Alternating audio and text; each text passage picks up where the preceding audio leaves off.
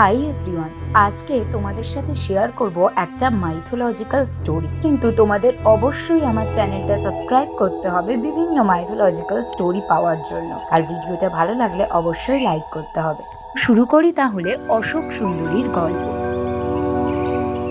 মাতা পার্বতীর দুই পুত্র কার্তিক এবং গণেশ দুজনেই ছিলেন খুবই স্নেহের। হঠাৎ মাতা পার্বতীর একদিন মনে হলো তার একজন কন্যা সন্তানেরও দরকার আছে। মাতা তখন নিজের শক্তির দ্বারা একটি কল্প বৃক্ষের সৃষ্টি করলেন। সেই ইচ্ছে পূরণের বৃক্ষর কাছে মাতা একটি কন্যা সন্তান চাইলেন। কল্পবৃক্ষ থেকে জন্ম হলো অশোক সুন্দরীর। অসাধারণ সুন্দরী কন্যা অশোক সুন্দরী। মাতা পার্বতী অশোক সুন্দরীকে জানালেন ভবিষ্যতে তার বিয়ে নাহুসের সাথে হবে। সব ভালোই চলছিল।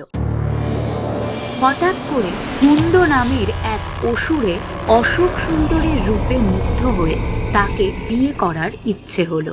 অশোক সুন্দরী হুণ্ডকে প্রত্যাখ্যান করে এবং জানায় নাহুসের সাথে তার বিয়ে পূর্ব নির্ধারিত। প্রত্যাখ্যান সহ্য না করতে পেরে হুণ্ড রাগে নাহুসকে অপহরণ করে এবং অশোক সুন্দরীকে বিভ্রান্ত করার চেষ্টা করে এই বলে যে নাহুস মৃত। কিন্তু পরে নাহুস